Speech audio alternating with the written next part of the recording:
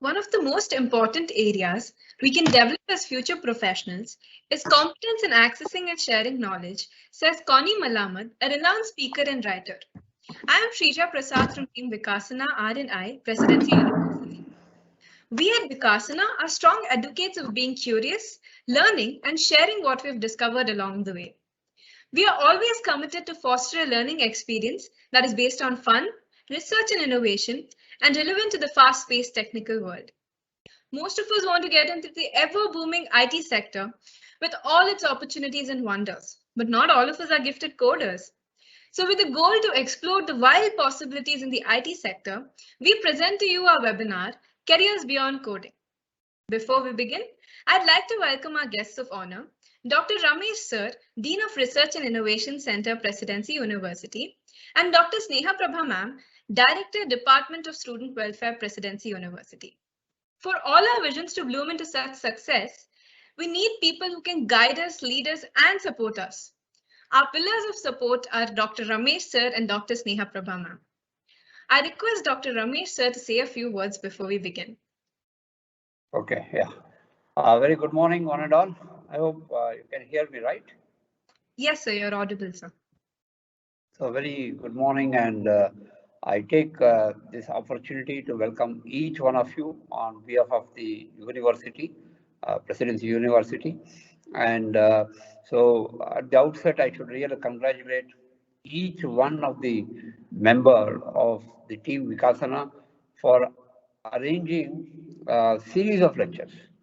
So in fact, this has been the third one, and that too on different aspects of cutting-edge technologies. And so congratulations to each one of you, and I hope you will carry forward the activities and also keep up the same tempo, spirit, and the passion you have. You have demonstrated, in fact, to all of us at the university. Okay. With this, today's speaker, I would like to welcome today's speaker from Amazon, and so Nishita Agarwal, and so it's really a very apt one, because today everybody is trying to spend more time on learning. Okay, yeah, speaker is yet to log in. Okay. So we know that everybody is spending good lot of time on learning lot of programming like Java, or it can be Python and all those things. And some of the students, by force or by default, because of the job prospects, 90% of the students will have chosen computer science and engineering. But unfortunately, not many students are aware that fine, you have taken computer science, but even if you don't have that talent of really getting into the coding, where, I hope naturally money is more, but you can also understand, you can also make a huge impact by focusing on other jobs. Like, for example, look at a product manager, right? So it can be any product. I'm talking, it can be a software product, it can be a hardware product. You're talking about any business. So there you need a managerial skill. So somebody who is a good team leader can definitely vouch for such jobs like a product manager and so on. Likewise, the other area like data analytics. So you are just playing with the data, but then today the job market, I think, is there only for the data analytics, data scientists, and so on. All you are trying to do is, now, of course, coding, you cannot avoid coding here, but then you don't need too much depth of knowledge in the coding. So that is there. So therefore, and also the time that you spend in learning the coding is not much. So therefore, you are trying to save a lot of, if you look at C, C++, Visual Basic, whatever it is, Java and all, you have to go deep. You have to spend minimum 6 to 8 months at least to say, yes, I am professional today.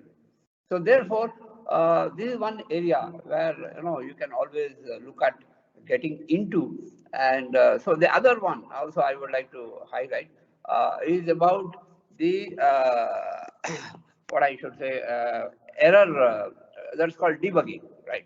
So even for debugging, you don't need much of a knowledge, but then you know, yes, this is the right code, and there are some deviations, and that is again somebody has to do it, right? Somebody has to do that. So that is one area again, and also the most important thing is trying to be an entrepreneur. So what I mean to say here is, look at the apps. So today you have apps for anything, everything, right? You want your food, you have an app for that. You want ticket booking, you have an app for that.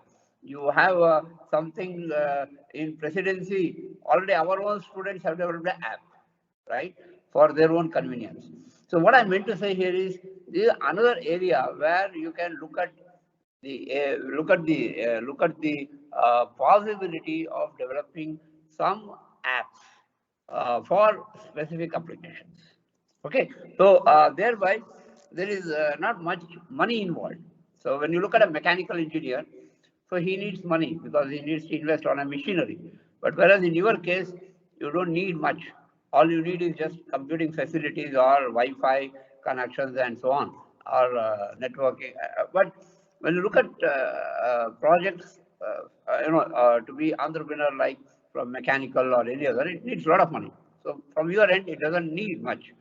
And the other one is, as I told, you can have some small startups, not necessarily developing only apps.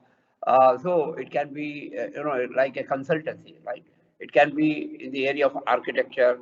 It can be in the area of parallel computation. It can be in the area of cloud. Today, not many people are into cloud. So you can if anybody is good in all these technologies, so you can always try to reach out to many of the people through consultancy. Because not many of the students are aware about the revenue generation that you can get out of consultancy. See, there are many professionals who after 65 years are still consultant to companies like Honeywell, and Samsung, Wipro, or TCS. You can just look at their profile. So all they do is they just visit for about 2 or 3 days, and they get good lot of revenue.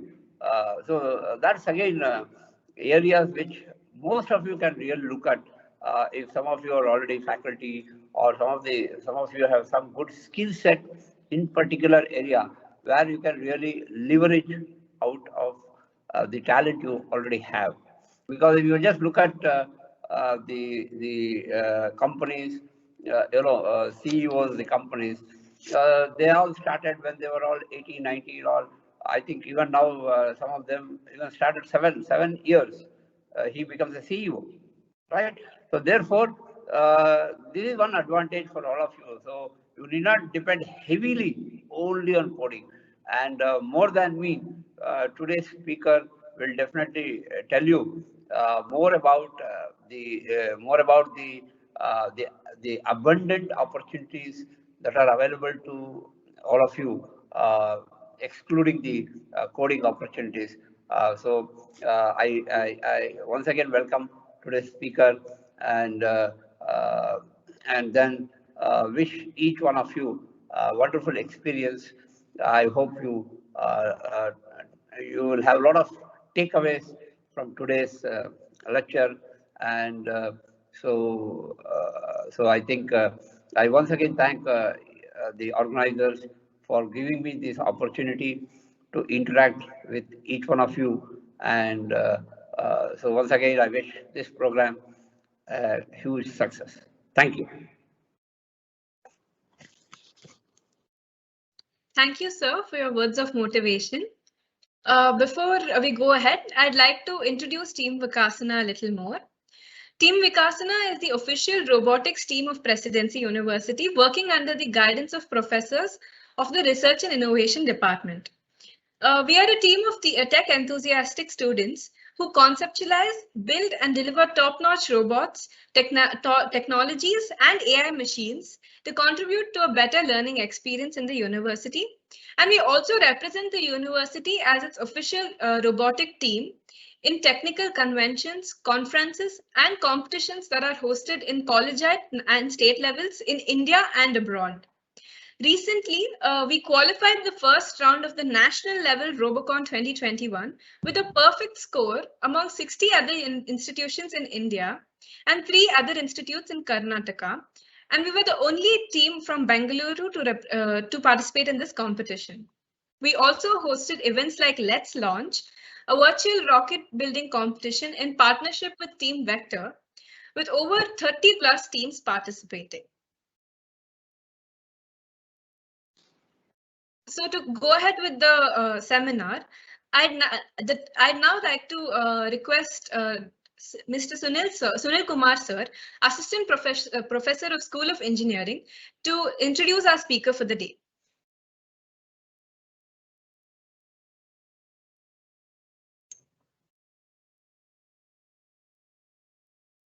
Good morning, sir.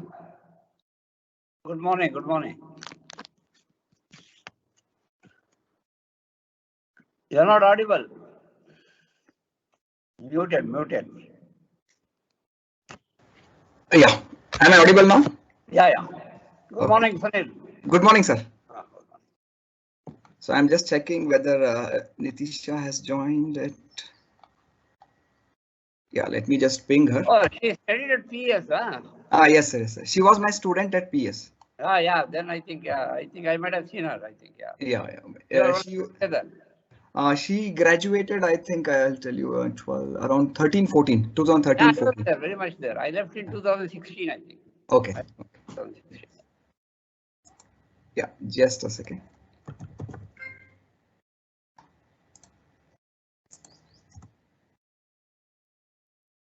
Did you check with the organizer Robocon 2021 about any postponement? No, we have not yet got 1 second.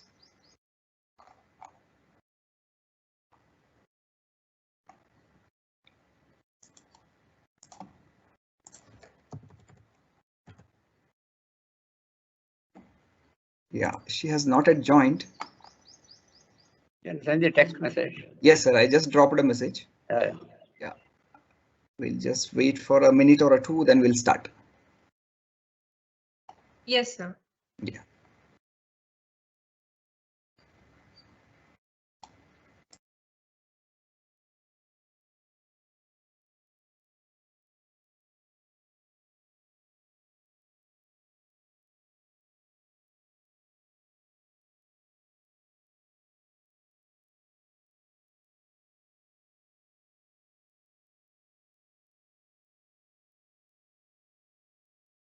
Sir, I think you're muted again. Yes, sir. Yeah. She just joined. Okay. Till we have the guest lecture. So, how do you think about the map? Okay, ma'am is joining. Okay. Yeah.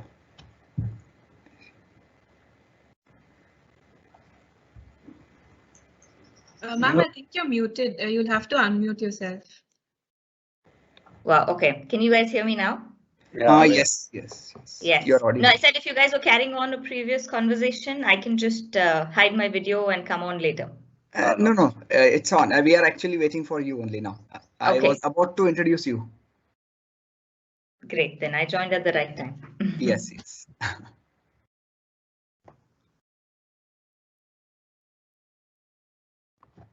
Okay. So we'll start. Okay. Very good morning, Nitisha. I think it's around 8:30 or something over there in the morning. Yes. Yeah. Okay. Not too bad. Yeah. Okay. Yes. So, yeah, to start off, Nitisha was my student at PESIT. Okay. So I'll just give a brief introduction about her. Okay. So basically, I'm very proud to introduce Nitisha. So it's like a very proud moment for a faculty to get an opportunity to introduce one of his or her students, right? So that basically tells they have achieved so much, okay, in such a short span of time, basically talking. Okay, so she has a lot of achievements, So I will basically hit upon very briefly some of them. Okay, so she graduated from PESIT, okay, in 2013, and she was in the undergraduate Hall of Fame, the top 3% of her batch. Okay, so she is academically very high credentials she is having. Okay, so after graduating, she joined, the first one she joined was a Goldman Sachs. So she worked in Bangalore and New York, also in US for some time. Okay, so then she, after that, she moved to a startup food tech company. That's, I think, in Hyderabad. It's Inner Chef. Okay, so she worked for there probably around 6 months to 1 year. Okay, so she was responsible for building and leading a team of 25 members. So under her leadership, the revenues increased to 200,000 US dollars. Okay, so then she is also responsible in securing a $1 million US dollar funding, a Series A funding. Okay, so all of you might have heard, right? When a startup is there, we will have a funding rounds and all that. Okay, so she was involved with that also, and she was also got recognition for increasing the gross profit margin by 20% month on month. Okay, so in 2016, actually she got an opportunity to do MBA at both ISB as well as in Oxford Said Business School. Both of them fall in the top 20% business schools in the world, right? Top 20, not 20%, in the top 20 basically. Yeah. So she joined the Said Business School in Oxford, UK. Okay. So after completing her MBA from Oxford, the Said Business School, she joined Amazon as a Pathways Operations intern role. So there she worked for around, I think, 2 months in that role. Then she immediately got promoted to the manager role. Okay. So there she was 1.5 years as a Pathways Operations manager. Then from 2019 July, she is a senior product manager. Okay, based in Luxembourg, in at the heart of Europe. Okay, I think many people may not be knowing the Luxembourg. It's a very small scenic country situated in the heart of Europe. If I'm not wrong, Nitisha, right? Yeah, absolutely. It's really small. You can't see it directly, but if you zoom in on the map, it is in between France, Germany, and Belgium. Okay. So it's kind of a heart of Europe. Okay. Yeah, right. So she's responsible for a lot of achievements. Basically, I mean, she has a lot of achievements to her credit as working as a senior product manager. Just to list out some of them, she led the e-delivery note onboarding for Amazon Turkey, across multiple departments and external organizations. So avoiding around $9 million US per month worth of fines. Okay, so she has a lot of achievements basically telling about. And coming to her hobbies and all, she's into river rafting, scuba diving, okay, adventure sports she's very much interested into. And just to tell one more thing, she also runs a website called Vital Front, okay, wherein she basically guides students, graduates in forming their resume, a good what do you call resume forming. She helps the students into that also. Okay, so this is a very brief introduction to Nitisha, and I thank you for taking your valuable time and joining this, accepting this to give this webinar. Okay, so that lots of students will help. It will help a lot of students. Okay, in planning their careers, in knowing the awareness about the non-coding related careers in IT industry. Okay. Yeah, thank you so much, Nitisha, for joining. So now the stage is yours. Thank you so much. Thank you so much, Sunil sir, for that introduction. It was more than I deserve credit for, but thank you so much. And likewise, in terms of pride, I think it feels really good to be invited by a faculty member previously, knowing that I was super notorious and was punished a couple of times also in class. So knowing that, it's really nice of you to recognize, the achievements, my process and journey, and then invite me to help and talk about it to other students. So I'm very, very excited to be here. So thank you. Yeah. So now okay, so can we get started? Yeah. Yeah, I think so. Yes. Yes, ma'am. I think we can get started. Just 1 second, ma'am. So all the participants, I request you to pull out your notebooks and pay close attention, because with great pleasure, I now invite Ms. Nitisha Agrawal to take over the webinar. Ma'am, the platform is now all yours. Super. Thank you so much. I am going to share my screen.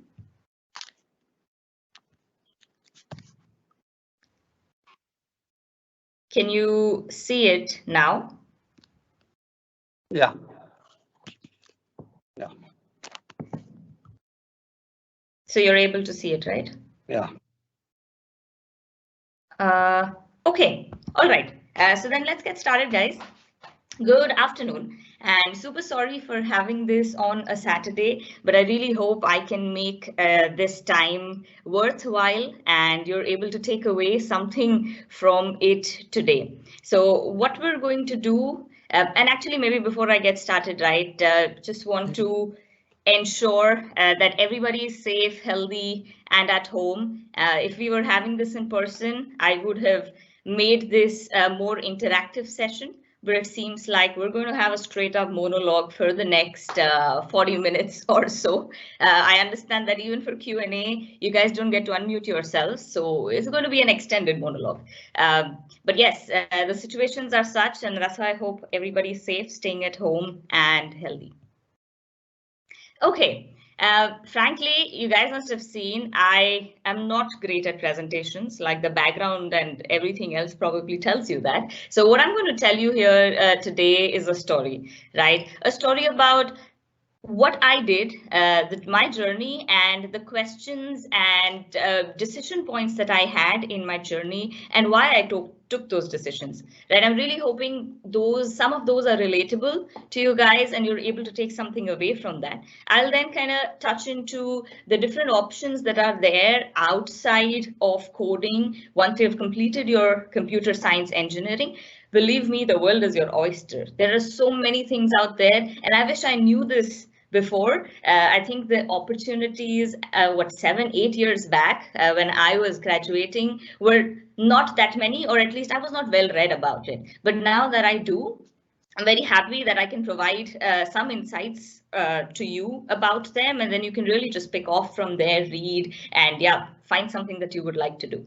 I'm going to include some preaching, some high-level gyan, as every probably webinar does, but I'm going to really try and convert them into some actionable recommendations that you guys can take away and do post this webinar. So not just high-level stuff, but also, yeah, something actionable. All right, let's get then started. Sunil sir has already introduced pretty much everything that I have done, but now maybe I'm going to talk about why I did those things, right? So believe me or not, the first thing that I wanted to do when I was in my 10th grade or 12th grade, I wanted to be a choreographer. I wanted to dance through the rest of my life. Somehow my parents convinced me out of it. And, if we were in person today, I would have asked all of you, how many of you are doing engineering because your parents suggested that? I don't know what the mix would have been, but in my class 8 years back, I think 80% of us were doing the engineering because our parents told us to do so. So, well, we were there. We definitely wanted to make the best out of it. And so if you ask me, Nitisha, what did you learn out of computer science engineering, right? Was it a complete waste? Are you doing anything related to computer science engineering? I tell you that no, today I am not rather related to tech or computer science very specifically. I'm not coding, or neither am I in very close touch with, say, engineers per se. But then was it a waste? Absolutely not. So what I want to bring out from this slide is that pretty much in every other stage or every next stage of your life, of your career, you will be able to take away and build on the things that you have done before. As disconnected as they may seem today, they will connect at some point of time. So if you're here and you're feeling bad about being here, don't. You're going to learn things, you're going to learn valuable life skills that you will be able to use later. Let me just give you an example, right?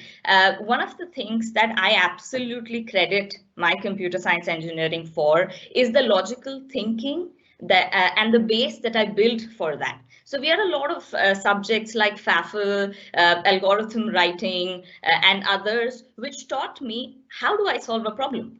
Essentially, that was the core of those subjects. You take a problem and how do you end up solving it, right? How do you think through to be able to solve it? And what are the input factors that you consider to end up solving the problem? So I was very happy and I was able to write an algorithm. I'm just like, if this happens, this is the action we need to take. But I was never able to convert that into a really well-written piece of code, which was, say, optimized and would work, super fast and is great in an architectural or software manner. So that was not my strength, and that is something that I didn't enjoy. Right. But this is something that I took away. Then another thing that you learn during your engineering, irrespective of what you're doing, is conflict management.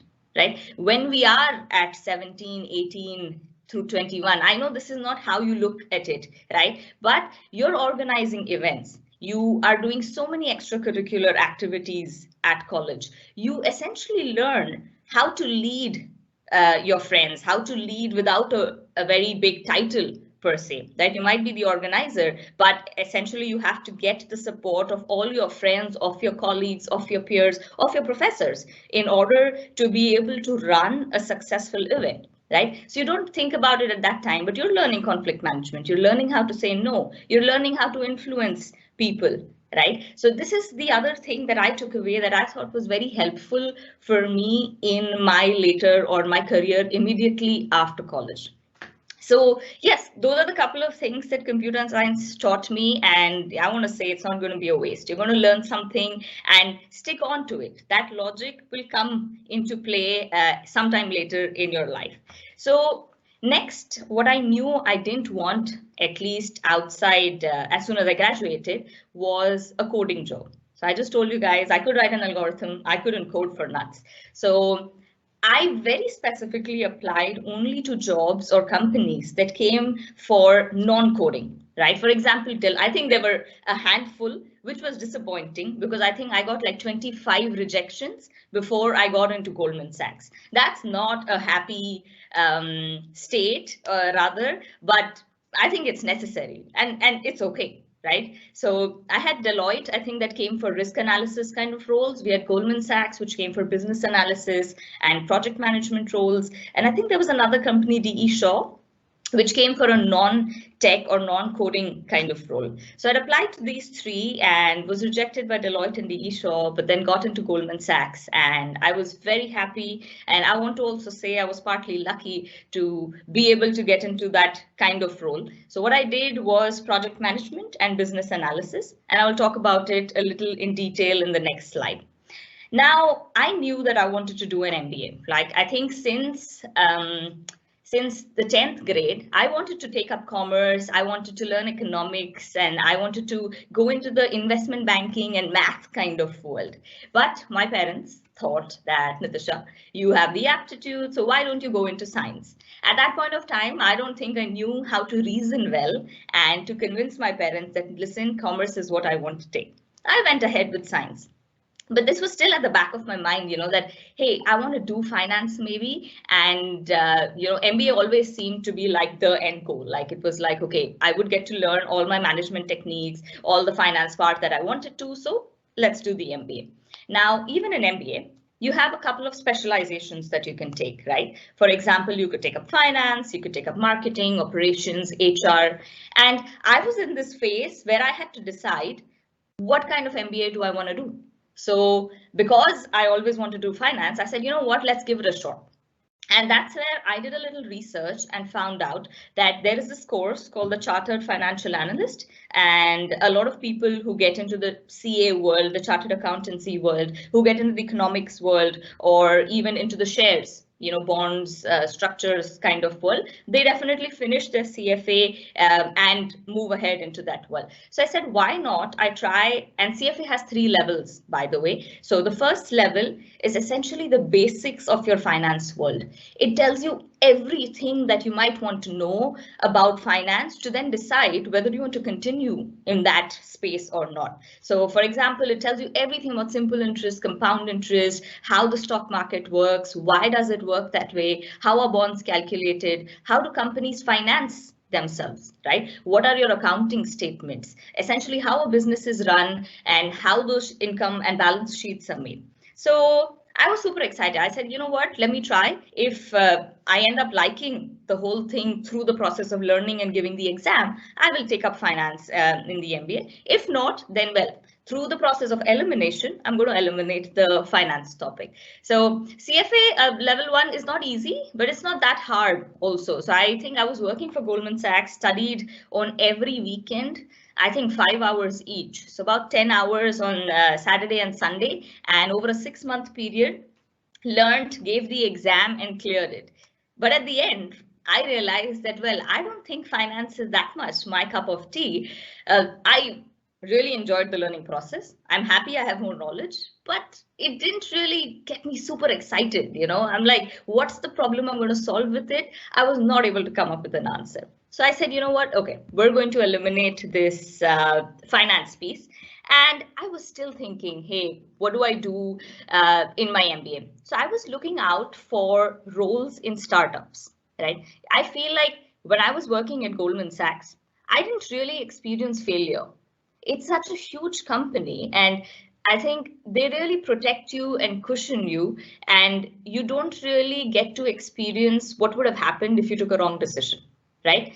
And believe me or not, but failure is one of your best teachers. Like, you might think success is, but no, the more you fail, the more you're going to learn, and then the more you're going to succeed. Like, it is the cycle that goes on. So I thought startup would be the best place where I could learn, I could take up a lot more responsibility, and I was looking out. So there was this, again, I want to say I was lucky because I got this opportunity where somebody told me, Natasha, would you like to be the city manager for a food tech company in a completely new city?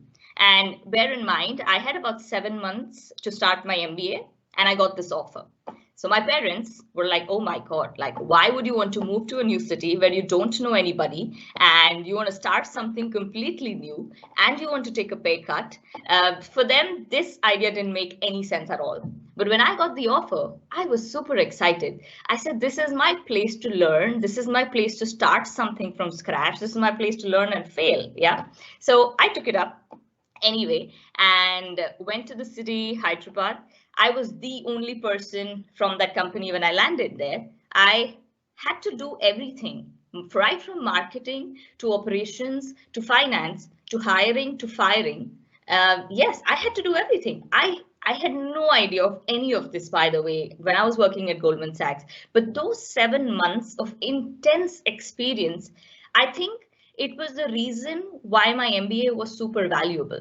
Right? If I hadn't had that, I don't think I would have been able to contribute well into the conversations that we were having in my MBA. Because everybody who came there had approximately 7 to 10 years of work ex, and they had done a multitude of things, right? They just worked in a big corporate where, yeah, at least in the first 3 to 5 years, guys, I feel like we don't learn a lot, right? In the corporate, you're not scaling at a pace that you could if you would be working for a startup.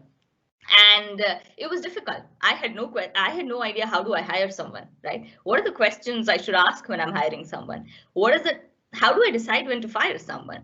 So you see, that is how much I learned in those 7 months, as in, how do I make my own finance sheets, right? Where do I ask for marketing, funding, and how much should I ask for? How do I convince my investors that this city is going to do well under my supervision? Right? So it was a new city. I had to learn the lay of the land. We didn't have an office either. So I had to find a kitchen space and I had to find an office space.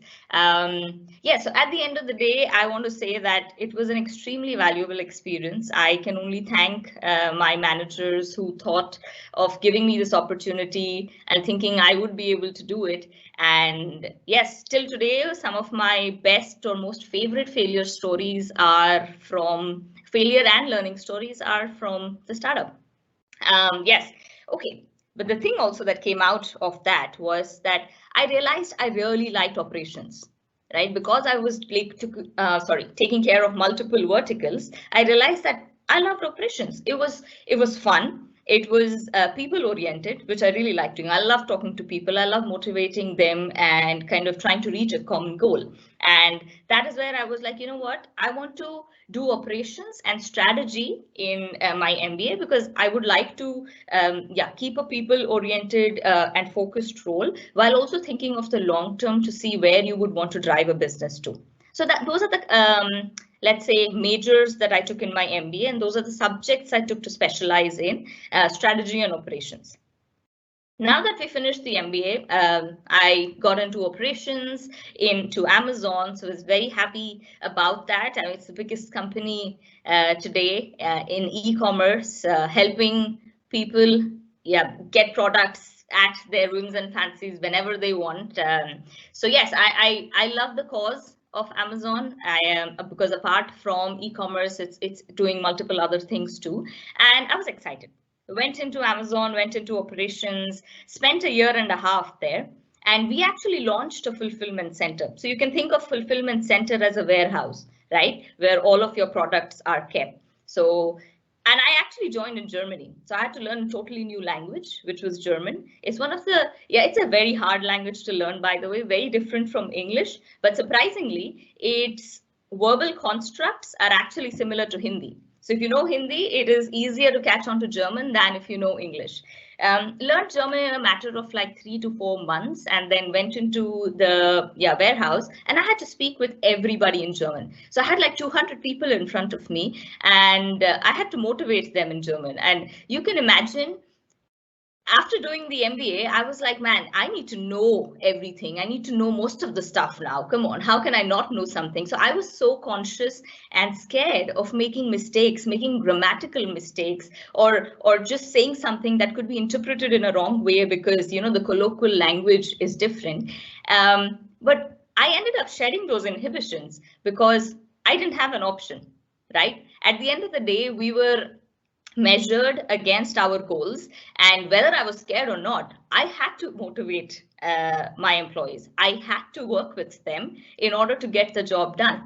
And as I went through, I think the level of my fear reduced, and I can say that over 6 months of time, all my inhibitions were shed, and I was able to then fluently speak German and kind of go through and navigate my space.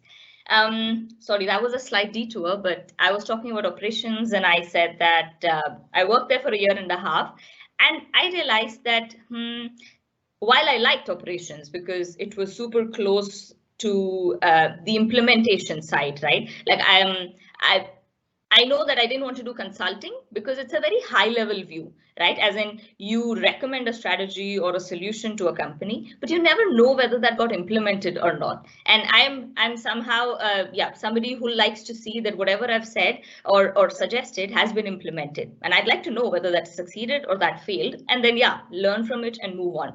So that's why I've taken up operations. But then I realized that, well, I think this was a little too much detail that I don't know if I wanted to do for the rest of my life. So I was trying to see what was the common thread in my previous role changes that could inspire me to then take up another role that I was looking for. And in all of these, I actually realized that what I liked doing was creating things, right? Was creating things from scratch where there was nothing, and kind of solving those kind of problems irrespective of the industry it was in. I mean, you can think about it or see that in Goldman Sachs, I was in the tech IT space. Then in the food tech company at the startup, I was in a food space. So I was just like, selling food, desserts and continental food in a city. And then in the operations space, I was, it was operations and was completely different. And the industries, at least the verticals, are different. And what I realized was I just like creating things, right? So I like going into teams that are smaller, where the responsibility is larger, and you can double into 2-3 roles and not have a very dedicated kind of role for you, and that's what you have to adhere to. So I don't like those strict boundaries, and that's why I said, okay, next what I want to do is again go into a smaller team and kind of create something. And that's where I was looking for options in Amazon itself. I found this thing called product management, and in the EU expansion space. So as Amazon is expanding in Europe, they were also expanding into Turkey.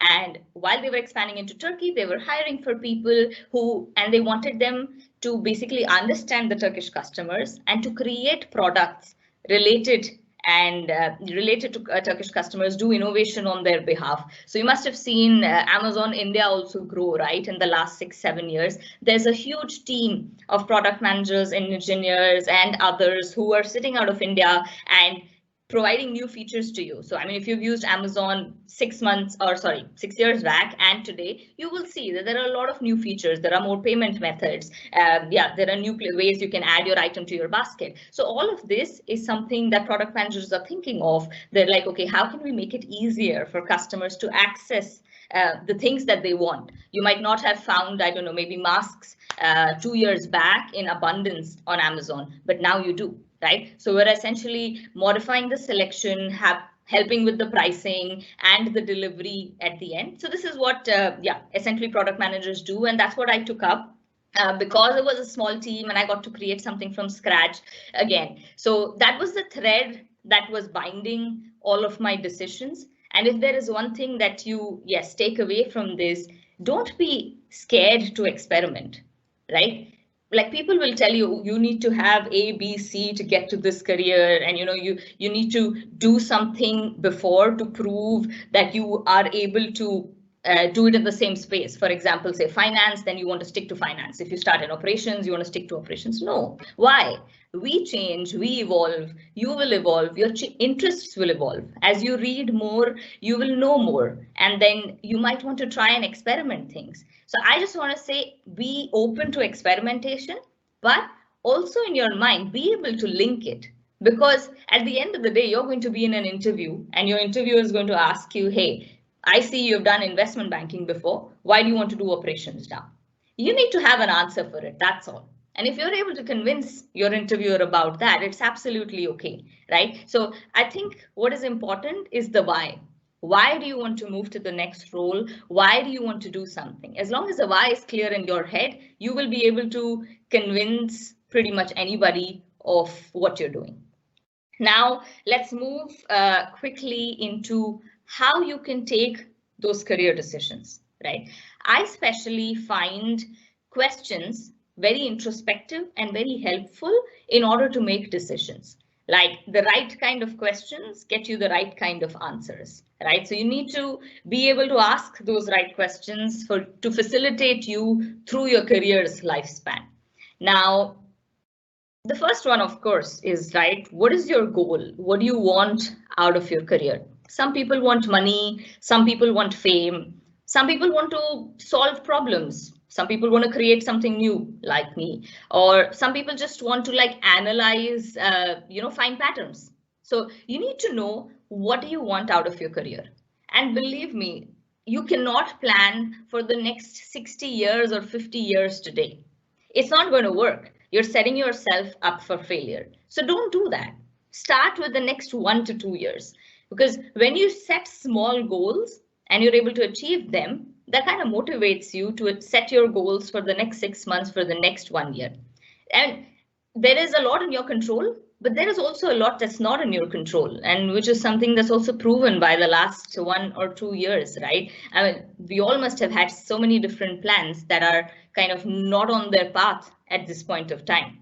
So whatever is in your control, just ensure that you have a grasp of that. And that's why I plan for the next 1 to 2 years is in what you want to do, and know what you want out of your career, right? So when you know the end goal of what you want out of your career, you will be able to find the how and the why there.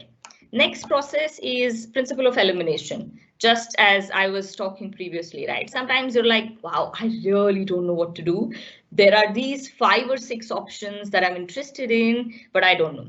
Or there are 5 or 6 options out there. I don't know what to take. So I started with the principle of elimination. I'm like, listen, finance, no, that doesn't work for me. Marketing, I don't think I can go and sell a pen to anybody. So yes, marketing is not my thing. And HR, I was not really, it didn't really excite me. So I was like, okay, we're not doing HR.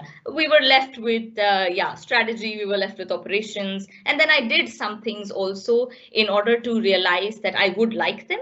And I did like them, and that's why I kind of took it up. But you see, I thought I would like operations for the rest of my life, maybe, right? And I took it up. But after 1.5 years, it didn't interest me more. So I moved. So be open to change even for yourself. Be open to change for your interests and your paths, because sometimes you might stick. You never know. The interest that you have today, it might stick for the next 50 years. But the interest that you have today sometimes could not even stick for the next 6 months, right? So you want to be open to trying, you want to be open to experimentation and your interests and paths.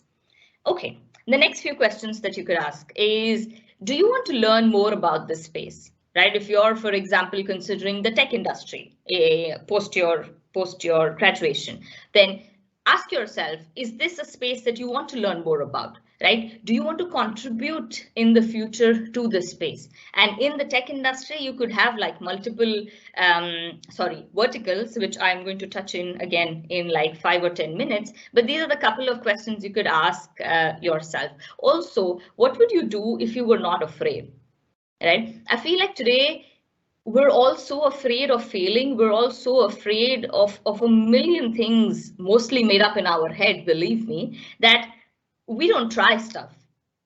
And that's why whenever you're thinking of, and you're at a complex decision point of your career, ask yourself, what would you do if you were not afraid? So I recently, small segue, but last year, so I've always wanted to start something of my own, right? I was like, I wanted to have a startup of my own after my startup experience in Hyderabad. I wanted to have a startup of my own, but I was super scared of failing. I was like, man, if it fails, what do I do? It's just, it's not comfortable. And, you know, my parents and my friends are going to be like, oh my God, why did you fail? I don't think you did the right things. You should have done so. Everybody would have given me like thousands of options at that point of time. So I, last year in March or April, I said, let's just sit down and think of what I would have done if I was not afraid. And my point, and what I came up with was that I would have started it. I would have started a small startup on a small scale and seen what happens, right? I would have given it my best and I would have done it. And that's what I did. So I found out these Tencel bed sheets. It's a different material compared to cotton. And apparently it is super healthy for the environment and uses 95% lesser water than cotton. So yes, healthy for the environment, really soft, and it's in the, what do you say, like the home care bedding segment. But I happened to chance upon this and I said, you know what, I want to sell these online. So there is a website called Kickstarter.com. Do check it out if you guys have time. What you can do there is go and ask for funding. Right. So it's basically all across the world. People can contribute and pay and basically fund your startup. So you need to put out a story there and and you can ask for money there. So I said, we're going to do that. I don't have the money. I don't have the capital today. So I am going to go to Kickstarter.com and put up my idea for funding. It failed. It failed miserably. We wanted to ask, our goal was to raise $50,000. That's not a lot, you can imagine, right? But we were only able to raise about $20,000. Now, you might ask, Nitisha, why did you do it? Did you learn something? Yes, I did. I learned that marketing is a very, very important tool for whatever idea you might have. That execution of an idea is as important or even more important than only the idea. I can tell you there are like 5 or 10 other startups today in Germany and in Europe, which are selling the exact same thing that I wanted to sell more than a year back. And what I see where I failed was that their execution of the idea was simply better. The way they put their story out was simply better. And that's when I thought that, why did I want to do the marketing part myself when I know that I'm not good at it? I should have gone, hired somebody, looked for somebody with the expertise. And that's where I learned the importance of a team, of working as a team. You can't do everything on your own.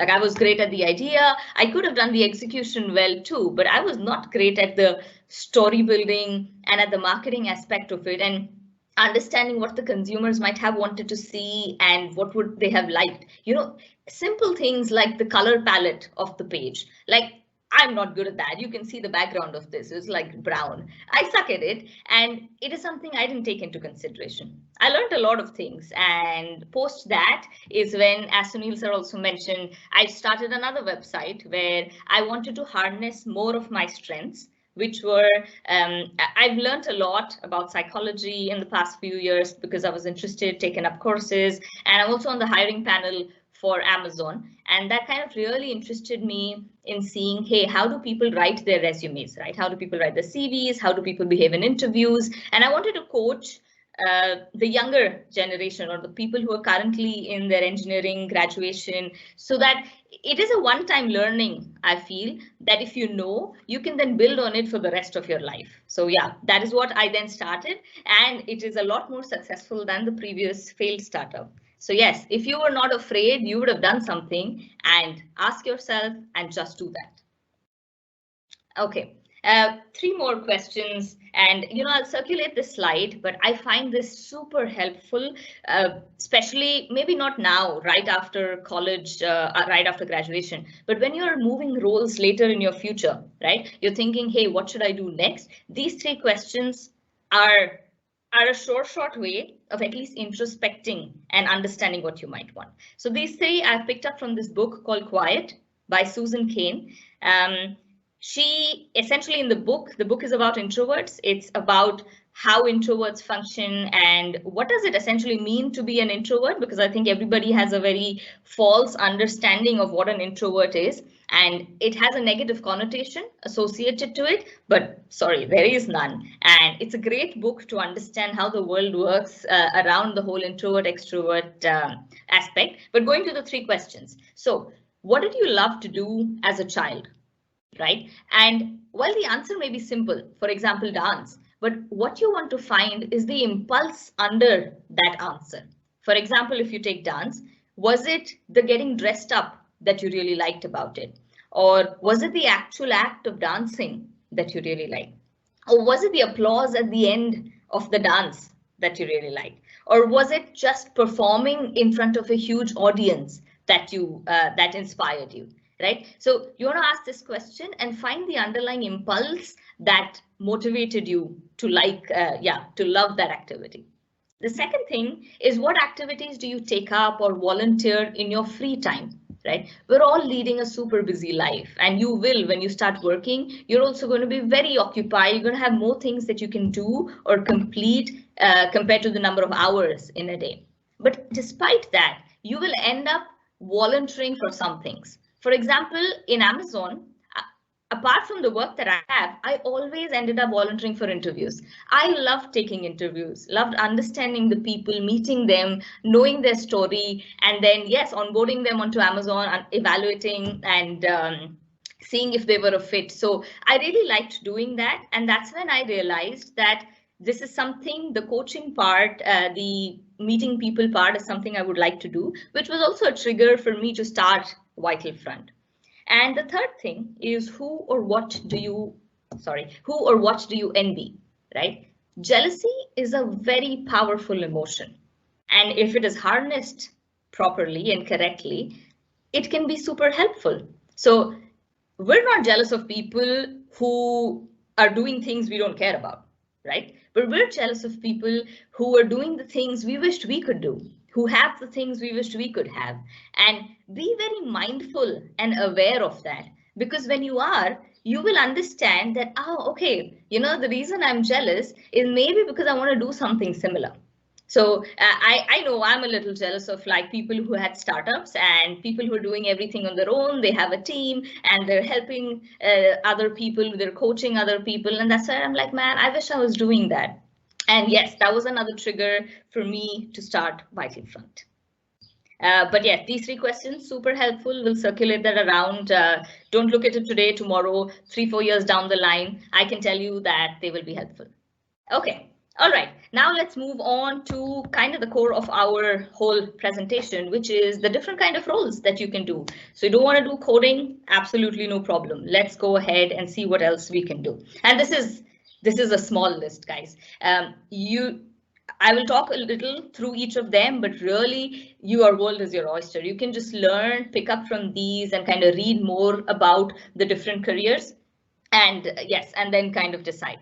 So one of the things that you could get into is product management space, right? Project management, program management, they call it a scrum master or whatever, but essentially they do the same things. You as a product or manager or a project manager are a middle person or a liaison between the tech folks and between the business folks. So the business folks talk a very different language. Your tech folks talk a very different language. So if you are able to do stakeholder management and able to convert what business is saying into tech requirements, are able to convert what tech is saying into business judgments and decisions, then that is essentially your role, right? You have a project. You have 20 tasks, you need to complete it, you have a budget, you have a time. So as a Scrum Master, what you would be doing is you have daily checkpoints, right? You have checkpoints to analyze, hey guys, are we on track?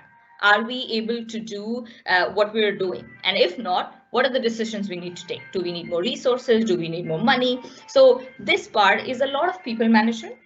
It's a lot of stakeholder management, is making decisions fast and critical decisions in a limited time manner, right? So that is all this is about. Let's go on to the next one, UI UX designer. So there are these courses on human computer interaction that are super interesting. I know a couple of my friends who've done that in the University of Michigan, I think, but essentially this part is with all of your tech knowledge, it's trying to understand how do consumers react or interact with tech, right? With tech products, with apps, with desktops, with tablets. So you must know that today our eyes, whenever we go to a screen, moves in a Z kind of format. So you would see whenever you go to any website, you would see that the website creators put the most important part on the left corner, and then the next most important part will be here, and that's how that goes. So there was somebody who did that research, right, and came up with that finding. And then there are other people who are the UI and UX designers who use all of those research to make your app and your tech products more user-friendly. So this is a super interesting space that if anybody of you is interested in design, can always integrate your tech knowledge with the design part and do that. The other is data analysis and business analysis, right? So if any of you has a mathematical, analytical, statistical bend, then this is a great space to go into, right? So essentially, this is knowing tech, knowing computer science, of course, knowing tech and being able to get data to then kind of crunch it and find out insights from that will then enable your business. Right? So there are a lot of tools that you can learn during this time and be able to do that data analysis. So yes, if you don't, this is not a very people heavy job per se, but it's a very quant heavy, mathematical heavy kind of job. So you need to understand the space also. For example, say you're doing data analysis for selling a tech product. Okay, you need to understand the tech space. You cannot be like, okay, I don't understand the tech space at all, and I'm going to tell you an insight. No, that doesn't work. So you need to be interested in the tech space for that. And I mean, part of you are who are doing the computer science engineering, part of you are also not. But if you are, then this is a great, great another option that you could do. The next one, which is your search engine optimization specialists and web analytics. This is for some of you who might have a marketing kind of bend, right? So you want to increase the sales of your products, or you want to interact with customers and create a buzz for your product. You're launching something new. How do you get customers to kind of look at it, be engaged with it and interact with your posts, right? So this is something that you guys might like. What you do essentially is analyze how your Google software works, how your software, your search engine optimization works. What are the places that people shop from, right? How do I get my website on the top of the list when I search for something in Google? What are the keywords that I can use to say that when these keywords are used, my website should be ranked? Right, so these are the things that you could do, and you could find marketing insights when you go into these kind of role of web analytics and SEO specialists. The next one is for the ones who might have a sales kind of bent, right? You love talking to people, you love selling something out there. You could do tech product sales, right? So you could understand what your company is doing, what are the products they're building.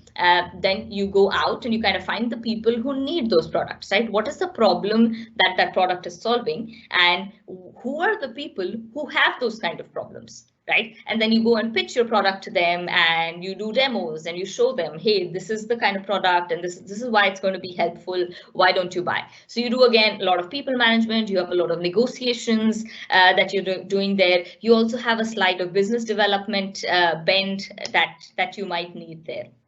The next one is tech recruiter, right? So it's not easy to do the HR role in a tech industry, right? Because you need to be able to find the right kind of people and what are the functional skills they must have. So you need to know the tech space in order to be a good recruiter in that space. So if any of you has an HR kind of bent and would like to do that, then a tech recruiter is definitely an option. The other are information security. If you're super interested in the cybersecurity space, and you can use your computer science knowledge today to kind of build on that, to understand, hey, what are the cybersecurity risks that a company might face, right? You could get into risks and transactions and advisory kind of roles through that. Yeah, you can read up about the cybersecurity space and also be somebody who either codes in that space to kind of prevent cybersecurity attacks for the company, or you could be somebody who implements cybersecurity solutions for a company. So you don't have to do the coding part, but essentially identifying the problems, identifying a product that might help with that, with the solution, and helping them implement those products. Or if any of you has a writing or an author kind of bend and wants to stick to the tech space, then you can always be a technical writer. So people might think that there's not a lot to do in the whole technical writer space, but there are loads that you can do, right? So there's so much documentation, there is Q&A, there are these articles that you could write for so many magazines like TechCrunch and everything. So yes. So if you would like to get into that kind of role, your computer science knowledge will still be helpful and take you some way there. So yes, this is the couple of things that really came to the top of my mind, where I know you can, which will be easy also for people to get into because you have a tech background. So it's easy to justify that, hey, I have a tech background and that's why I want to do one of these kind of roles, rather than being like, yeah, I have a tech background, but I want to move completely to the opposite direction. If you do, absolutely okay. But I'll tell you what else you can do in order to kind of justify that. Okay, so you can take up courses, right? Today, I mean, all of these platforms like Coursera and everything, they're flooded with good courses. So if you do want to do something absolutely outside the tech space, do take up a course. Don't jump into it without knowing the details and the depths about it. Like you might have read a headline in the newspaper, a friend might have told you something, and that's why you're excited about it. Great. But go and do your own research before you decide to pick up a career in that space, right? So how could you kind of navigate through doing any of these parts or any of these roles? I would strongly suggest applying to internships, right? In the areas that you're interested in. Please go ahead and do that. I feel like I'm talking to my younger self, by the way, right now, and I feel like I didn't do enough internships when I was in engineering. I was, yeah, I pretty much enjoyed all of my holidays. And if I could do something better, if I got to do the whole engineering part again, it would be internships. I think they would have been very valuable. And all that I learned later on at the startup, I could have learned it at an earlier stage also by getting into the work world, through internships. Yes, apply to companies that are hiring for non-tech roles. So that while they might be few, don't be disheartened. Just go ahead and do that and find them, and do definitely apply for them. Now, expecting that you will get the job of your dreams as soon as you graduate, I don't find that realistic. One, because you might not be 100% certain of what your dreams are. And two, because it's a hyper competitive space, and the kind of roles are slightly limited in the tech space is what I mean. So what I would suggest is that don't be disheartened at that. Get into a company, and with whatever role that might be, and you can always move internally, right? And that's the beautiful part about about internal movement. So you get your one foot in the door, and then you can move internally. So I know my friends who got into Goldman Sachs, but they got into coding spaces, right? But the interesting part was they were coding for absolutely financial products. So they were coding for asset management and private wealth management. So these are products that are used by HNIs, your high net worth individuals, right? People who have more than, I think, 5 crore rupees, in the bank. So the interesting part was that while he was coding, he still had a commercial aspect, and that's why he was happy.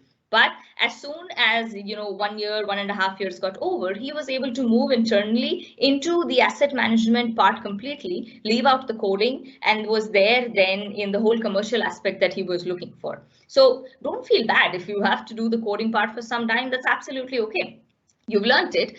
You might be miserable for some time, you might not be miserable for some time, but you learn something out of it, and you will then be able to kind of knit all of them together to kind of hop on and jump on to your new role. So don't feel too bad about that.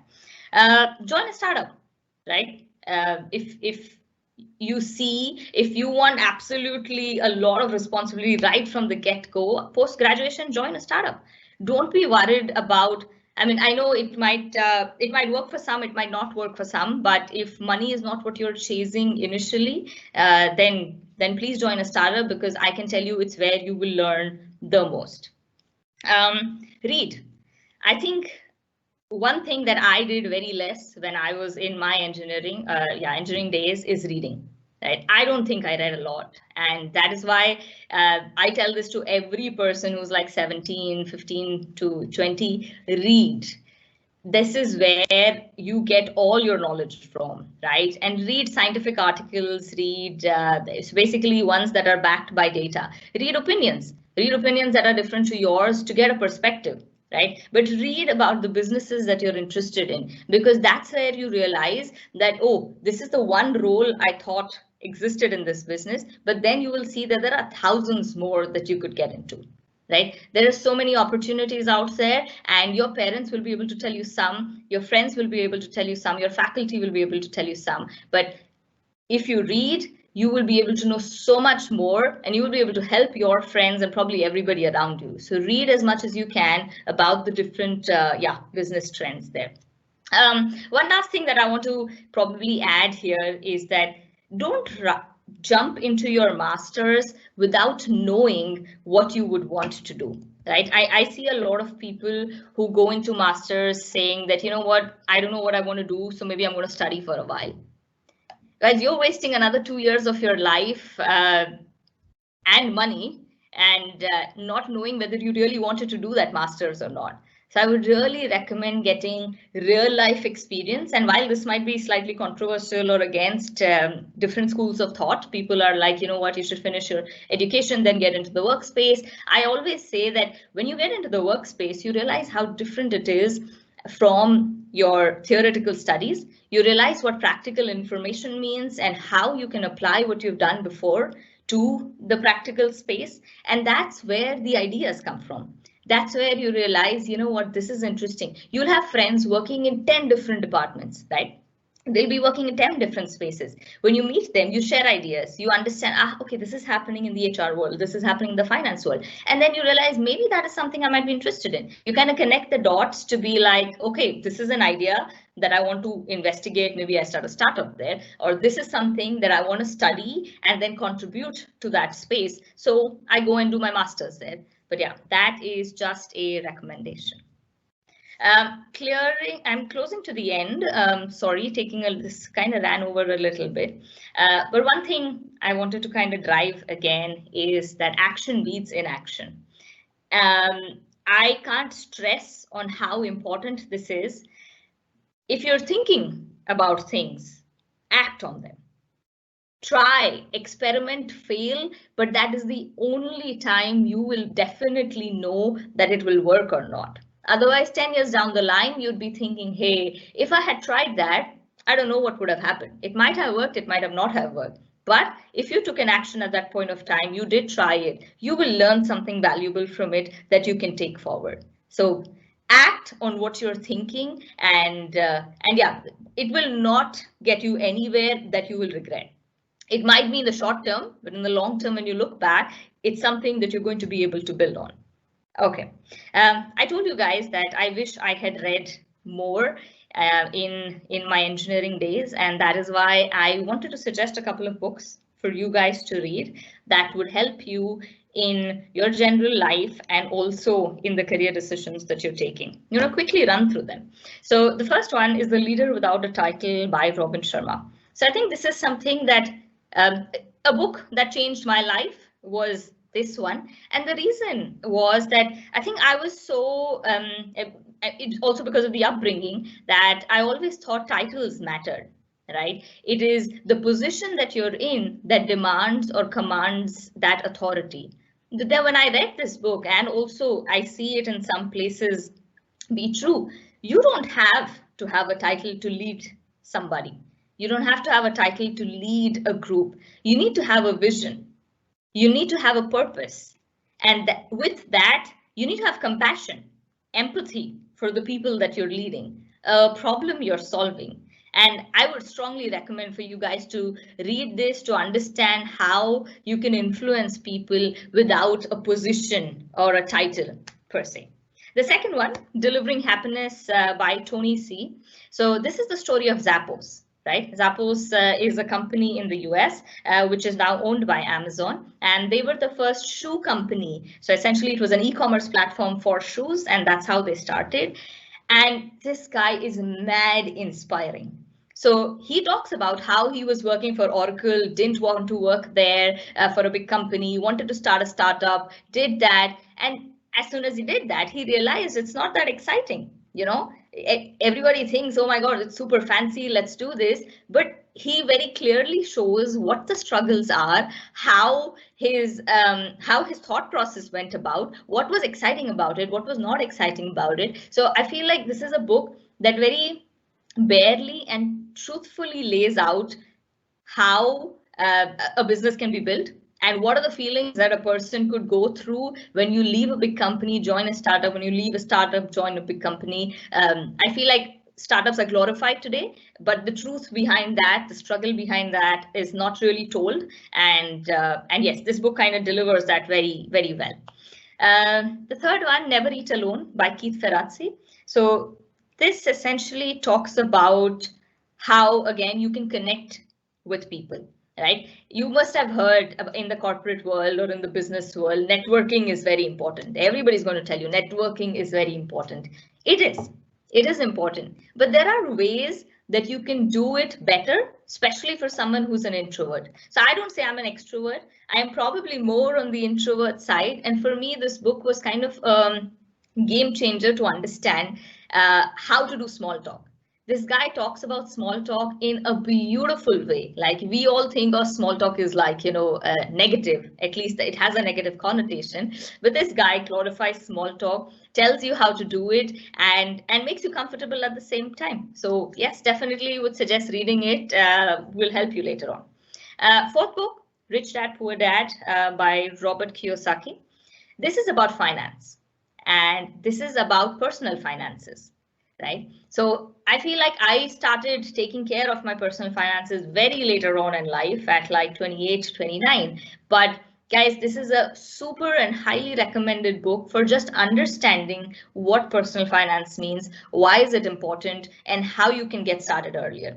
I can't tell you if I had started investing earlier on, what would have happened, but I can tell you that it will definitely be beneficial for you, maybe not to do it right now, but to just start thinking about it, to know about it today, and then do something about it a few years down the line when you're working. The last one is Atomic Habits by James Clear. This is something I read just last year. The essence of this book is that don't focus on the outputs, focus on the inputs, right? If you want to lose weight, get into shape, and you're not able to do it, that is the output. It essentially means that there is something wrong in the inputs. The way you're motivating yourself is not right. The way you're trying to get about to do that exercise to get to the end state of being fit, something's not right there. So focus on your inputs, focus on the things that are in your control and you can change. And it's a very nice book to tell you how you can form these habits, and then those outputs will come. So if you keep focusing on the outputs and you're not focusing on what's wrong in your inputs, next time when you go for another goal and you apply the same process which failed last time, you will still fail, right? So essentially the process and your inputs need to change, and this is a great book that tells you how to do that. Yes, a couple of other things for your work life later on is that when you're trying to identify what roles you might like, talk to people. Talk to people who were in the same position as you are today and get an idea of why they did what they did, right? How did it help them? So I told you a story, but that is probably very specific to mine. I'm sure there are other people who have gone through a similar process, who did things they didn't like, and you will be able to ask them and find out, okay, why did they do? And that might inspire you. Ask them questions, ask them loads of questions. Why did you take this decision? Why did you do that? But ask them all of the why questions that you can, and ask them open-ended questions for them to answer you, and then take the bits and pieces that you think are helpful for you and yes, will guide you further on. As I said, take up courses online, do visit a career counselor if you need to. I don't know if this is still a taboo, but I feel like career counselors are super helpful in trying to understand what is out there according to the aptitude, according to the interests that you have. They have done this scientifically. So yes, feel free and be open to visiting them. Two bad recommendations that you hear, and this is again depending on the school of thought that you belong to. Follow your passion. So I find that a ridiculous statement because I believe that people and humans are capable of having multiple passions, of having multiple things that they might be good at. Why would you restrict someone to just one passion? I don't see the reason. Right? I believe in experimenting, finding out what you might like, and as you evolve, your interests might evolve too. So today you have one passion, but after 3 or 4 years, you might have another one, right? So yes, if people tell you follow your passion, find it, how are you going to find it? You have to try.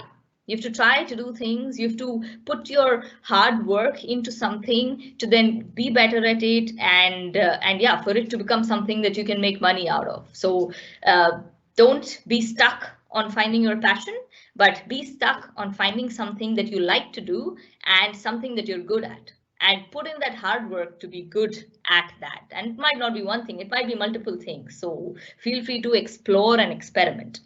And the second thing is, are you 21? Are you 20? Are you done with graduation? You should have figured it all by now. No.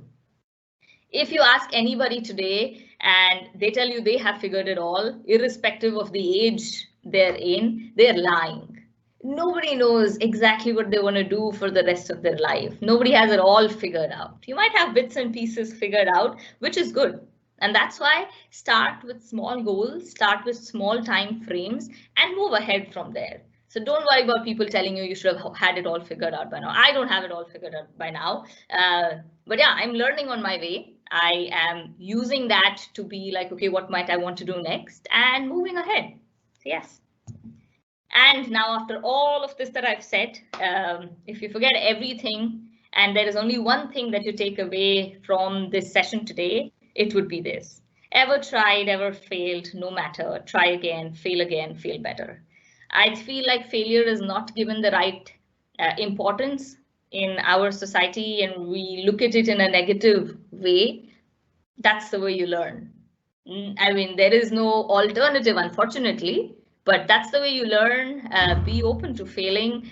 The earlier you fail, the more you will learn, and the better you will be sooner. So fail fast, fail soon, fail better the next time. Yeah. Okay, that kind of does wrap up the straight up monologue that I had. If there is anything that you would like to ask me at this point of time, feel free. Candid, yeah, anything. That was a really informative session, ma'am. So before we start, before I tell the participants that the Q&A section is open, we already have a few questions that have been published. So if it's okay with you, I'd like to guide you through them. Sure, let's do that. Okay, so we have one question that has the maximum number of upvotes. So I'd like to start with that. The question is from Kiran. They want to know if MBA is actually worth it, and is it better to do an online MBA from an edtech platforms like Upgrad without quitting your job? Got it. Okay, thank you so much for the question, and thank you, Kiran. So I'm going to answer this in two parts, right? You do an MBA for two reasons. One is for networking, because you have multiple people in that space who are going to go on to become leaders in different verticals. And say, when you are also there, either you're doing a startup or anything, you're able to reach out to those people, right, to help you, right? If you're, say, for example, starting something in the e-commerce space and your friend was an expert in payments or another friend was expert in consulting, these are the people you can reach out to spread the word, to help you build your idea, to provide those inputs, and then to spread the word. So you do an MBA for networking. And the second thing you do it for is to connect and link the dots. So accounting, marketing, operations, and multiple other verticals. But how does one aspect or one line in that accounting statement impact all of your other verticals? How do you connect this to build a story for your customers and for your business? And I think that is what an MBA teaches you very beautifully. So if you ask me, was my MBA worth it? I will tell you yes. It was pretty much the best year of my life, and I would repeat it in a heartbeat. But I also think that was because of the people that I was with, right? And at the time that I did it at. So I think 3 to 5 years is a really good time, in terms of work experience, to do your MBA, because you have had real life experience and you're able to then understand the MBA concepts in a better manner. I would definitely not recommend you, or I would not say an MBA is worth it if you do it directly after your graduation. I think the second question, Shrija, was whether it's better to do it on edtech platforms, right? Yes. So I again there would say no, because one of the goals of your MBA is to network, and I don't think that you get the appropriate interaction if you're doing it all online, right? You don't get those coffee cooler chats, water cooler chats or coffee side chats. You're like, man, what are you thinking about this idea? What do you think about this? So that is something that you kind of miss out, and that is why I would suggest that edtech platforms are the best place to do MBA, but edtech platforms are a great place to learn isolated topics, right?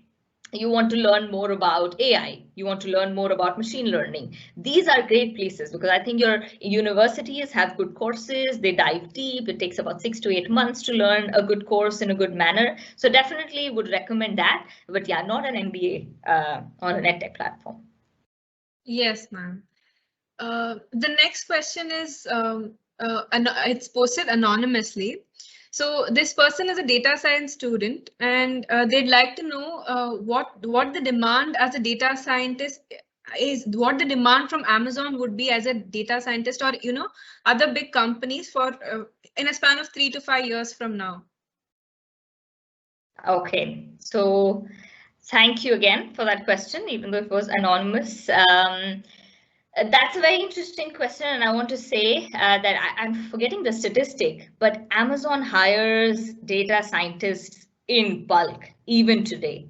Data scientists and economists is something that Amazon has a huge demand for because you are the guys who are helping us with those insights, right? As a product manager, I am trying to design a product, but that product is based on the insights that those data science guys are helping me find. So the demand is there even today. We have tons of open roles, and I'm forgetting the number. That's why I'm a little, hesitant. But there is a huge demand today for that. And I know that this demand even exists in other FMCG companies, like, for example, Procter & Gamble, Johnson & Johnson, all of these companies that are there.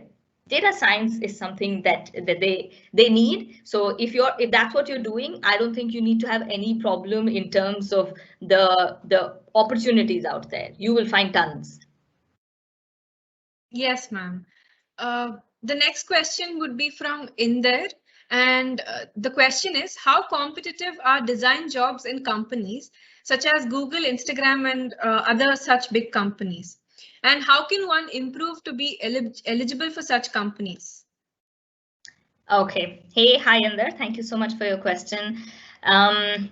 Good question. And I am just thinking, so in terms of competitiveness, like, it is super competitive, and I just don't want to say that it is not competitive in any particular country, but in every country, you design jobs, data science jobs, product management jobs, engineering jobs. I think all of these are quite competitive at this point of time. And design, I'm specifically saying because it's a consumer's market today, right? If your customer likes it, it's going to sell. If they don't, it's not going to sell. And to be able to interact with your customer and please them, design is absolutely important. And I have a friend who is in the design space, and that's how I know how competitive the market is. Now, in terms of understanding how you can better prepare for it, I would say you reach out to people, right? So the way I prepared for my Amazon interviews was I reached out to people who are currently working at Amazon. And I asked them, hey guys, tell me what the interview process is, right? What are the skill sets that you are looking at when you are taking the interview? What are you trying to assess, right? Is there a particular thing that I could be better at or that I should mention that might help me in the interview? So you need to have very pointed questions that you want to ask these people and reach out to 20 of them on LinkedIn. Maybe one will respond to you, but don't be demotivated by that, right? What your best bet is reaching out to people and asking them and understanding how they did it to then be motivated to as to how you could do it. In terms of other preparation, I think this is something common, but yeah, I think everybody would Google what the interviews look like. So do your homework. You have to do your homework. Like, even though the Google part sounds very obvious, I know some people miss it out and they don't do that. So do your homework. And yeah, these are the ways that you could kind of prepare. Thank you, ma'am. The next question would be from Chaitra LM. The question is, most IT workers turn to websites such as Stack Exchange or GitHub when they need help with something. Serious professionals will have their own selection of websites, online communities, social media feeds, and all of that. So what online resources do you use to help you do your daily tasks?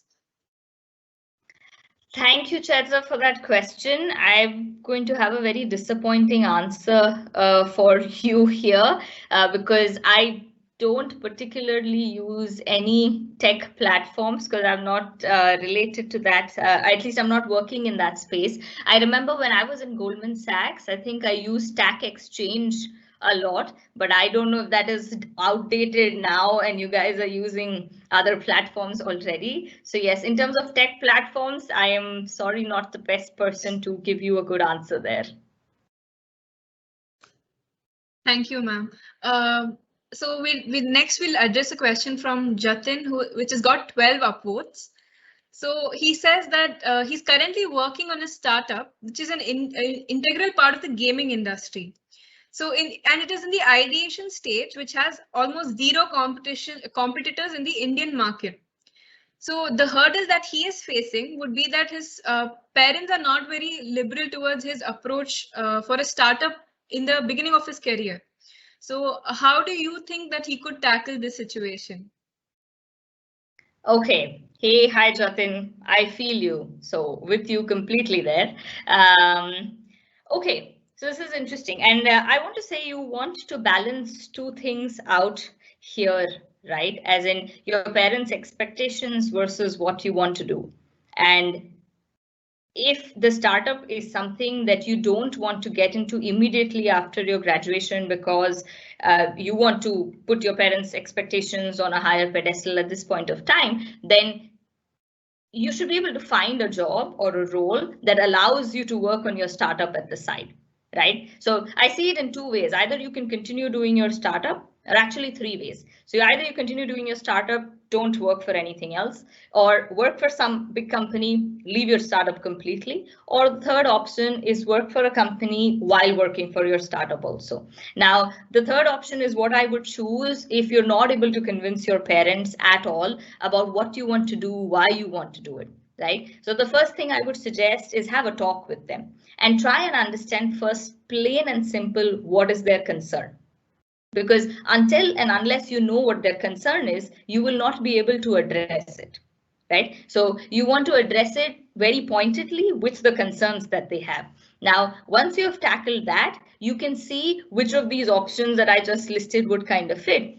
And I'm saying that the working for a company plus startup option would be the best, because would be the best and the most difficult, by the way. Like, you're going to be working 8 to 10 hours there, and then you want to put in time for your startup also. But I've seen people do it. It's not impossible. It is challenging, yes, but it is not impossible, right? So maybe you want to find a role that is kind of on the lighter side, right? I don't know what kind of different roles or what else you might be interested in, but you can always find roles that are not completely super heavy, need 12 hours of your time, but need about 6 to 8 hours of your time. Or you could also do part-time. So you could do part-time roles, which are not 40 hours a week, but are 20 hours a week. So that is something that could also help. And as I said, find out what your parents' concerns are. If it's the earning money part, if it's trying to get a job later, I can tell you that you will get a job later, right? Today, startup failed stories is an awesome thing on your CV. Everyone's looking for that. They're like, oh, wow, great. What did you learn from it? So when you have things and stories that to say that you learned something from it and what you're going to take away from it and build on it, people will hire you. So I don't think job will be an issue, and you can convince them about that. But if money is the issue, you can always think about a part-time kind of role. Yes, ma'am. Thank you. So the next question would be, we'll be addressing Sharad Kumar's question. So as an ECE student from the electronics background, he wants to know if people from that background will be able to crack dream companies like, Amazon and Microsoft.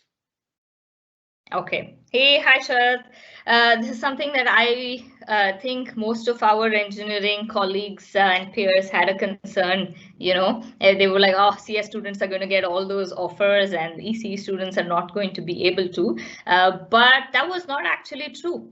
So yes, I can remember that out of the 6 or 10 offers that were rolled out by Amazon and Microsoft after our graduation, about 8 were rolled out to computer science students and the other 2 were rolled out to ECE students. But I would strongly encourage you to apply outside the portal, as in outside the standard hiring process that these companies come for to your college. There are so many internship opportunities that are out there. So if you just go onto Microsoft's portal, you'll be able to find it. If you go onto Amazon's portal, you'll be able to find it. And they have graduate specific programs, right? So apply to them and try multiple sources. One is, of course, your standard route. One is your side route. One is the direct portal route. And the third avenue I would suggest is that you reach out to people who are working in those companies, maybe alums from your university, and find out if they will be able to recommend you or just give you an internship also, right? An internship is also like a foot in the door, and then when they see the hard work and good work that you have, it's very likely that they convert you into a full-time. So yeah, these are the 3 avenues that you could try, but I would not say that it's impossible again. and there are opportunities out there. There are different ways out there. You just have to try for them. Yes, ma'am. The next question would be from Hitesh, and the question says, "What's your perspective on doing masters, basically in the tech field, from EU, that is in Germany, Austria, and France?" Okay. Sorry, what was the name, Shrija? Hitesh, ma'am. Hitesh. Hey, hi, Hitesh. Thank you for the question.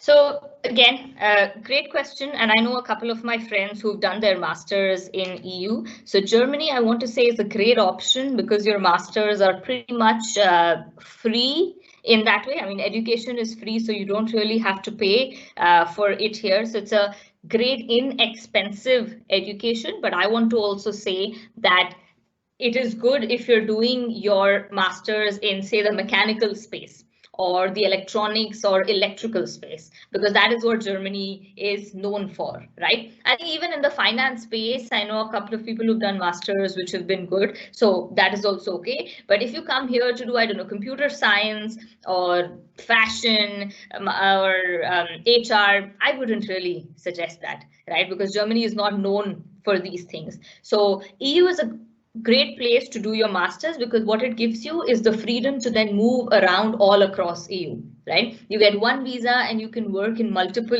countries out there. So definitely helpful, but know what the speciality of that place is. For example, if you would be coming to France, I would think that you are probably leaning more towards, say, fashion, or you want to do HR or something in the hospitality industry, right? Spain, I want to say they have good masters for finance. You know, you have ESADE and you have IE Business School. They give you masters in finance. So yeah, each country would have its specialization. So great option. But yeah, just know what you want to do before deciding on the university. Yes, ma'am. So I think we have time to take 2 more questions, ma'am. Sure.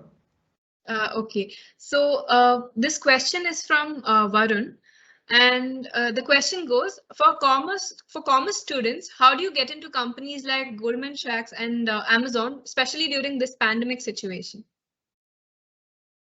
So it was Varun, right? Yes, ma'am. Yes. Hey, hi Varun. Thank you for your question. So maybe first I'm going to answer how you can get into Goldman Sachs and Amazon as a commerce student, and then we'll come to the pandemic time a little later. So there are a lot of roles in both of these companies that are ops oriented, and that operations basically covers the commerce aspect of it. So this is not operations, but it is FinOps. So you have FinOps kind of roles that are open, and I think commerce students very well fit into that, or that is something that they would like to do. It has all of your accounting concepts, your economic concepts, macro, micro that you can apply in those companies. So those are definitely roles. In Amazon specifically, you also have analyst roles, right? So you have business analyst roles. If you, again, like working with data, I'm just thinking through your commerce background, if you like working with data, that could be, you could be a financial analyst, right? In the finance world, you could be working as an analyst, trying to find out patterns, or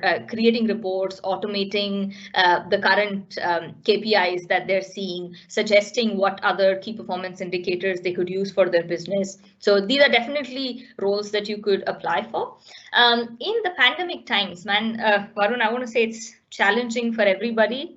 And there is nothing different, or the difficulty level to get into, say, an Amazon at this point of time is not different from getting into any other company, right? So Amazon has their standard hiring process, and because I'm on the hiring panel, I know that they have a hiring bar, and irrespective of the situation, if the role is open, then we will, and your CV fits into what we're looking for, we will take you up, we will interview you, and we will go through that process. So it is not more or less difficult. If the role is open, go ahead and apply for it, and it will go through the process. So, and maybe to give another aspect to that, Amazon has over 150,000 roles open all across the world right now. So yes, the hiring has been slightly slow in the sense of resources on Amazon's side, but the number of roles have not decreased,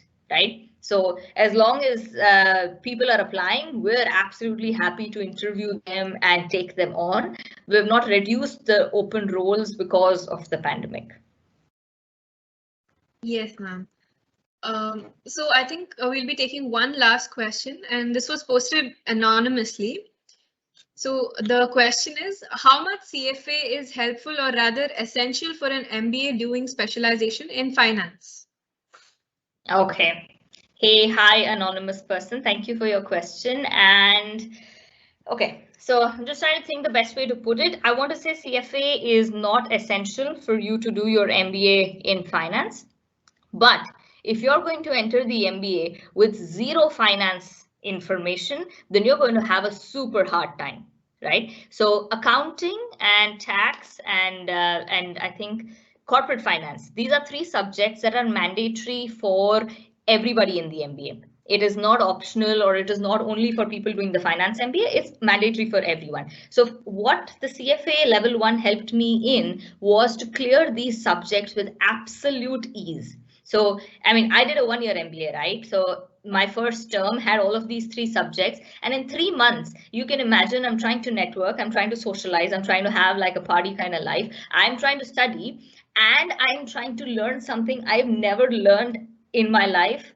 It is challenging. And that is why I would say, if you're planning to do an MBA in finance, a CFA level 1 is great to understand all of your basics and head right into your MBA to then kind of build on it and go from there. It is not essential, it is not necessary, but it is, so it's not like it will be recognized, because the CFA level 1 doesn't mean anything. So unless you actually have the CFA degree, the CFA level 1 is not of great importance to employers. But for you personally, if you're looking for a way to get basic fundamentals of finance answered, then I would suggest CFA level 1. It is, yeah, it's your best place to get an overall holistic idea of the finance world. Thank you, ma'am. So I think with that, we will be concluding the Q&A session. Personally, it was very informative, and personally added a lot of value to me as well. So I think before we can go ahead with the vote of thanks, I would like to request Sunil sir to, I mean, if he has anything to say, the platform is now open. Hi. Yeah, thank you, Nitisha, for taking your time on the weekend to basically educate all the graduates who are going to come out in the next 2-3 years. So all this kind of information will help them make a better understanding of the available options and choose accordingly, basically. I mean, we never had such kind of sessions when we were doing, so this is actually helps a lot. That's what I believe. So basically, thank you very much. Actually, would have loved to have you, as I had mentioned even in the last talk. If you are coming to India, we would be very happy to host you in our auditorium, basically. So that would be much interactive and a very nice session. But definitely would like to do it once. Whenever it's feasible, yes, sir. Yes, I would love to do that. Thank you so much for the opportunity once again. I always enjoy it. Thank you. Yeah, thank you. Thank you so much. Yeah, Shrija, you can continue. Yes, sir. Thank you. Gratitude is the fairest blossom which springs from our soul. This event would have never been such a success without all the people who have joined us today. Firstly, I'd like to thank Ms. Nitisha Agarwal, ma'am, our speaker for the day, for having taken time out of a busy schedule and across time zones just to address us and broaden our intellectual horizons about careers beyond coding. Next, I'd like to thank Dr. Ramesh sir, Dean Research in the Innovation Department, and Dr. Sneha Prabha ma'am, Director, Department of Student Welfare, for always supporting us in all our endeavors and ideas, and for joining us today. I'd also like to thank Mr. Sunil Kumar sir for introducing our guest for the day and gracing the event. I also extend my heartfelt gratitude to all our dear participants who have shown such great enthusiasm, joined us today, come up with questions, and made this webinar a huge success. Last but not the least, I'd like to thank all my teammates back at Vikasana who have worked days at a stretch to execute this and bring this webinar to life. Once again, ma'am, it was a great experience learning from you and having you here with us today. We shall look forward to hosting many more such events with you. Thank you so much. Thank you so much, Shrija. Thank you, Sunil, sir, and good luck to everybody, guys. Good luck. Thank you, ma'am. Thank you. Bye-bye. Bye, ma'am.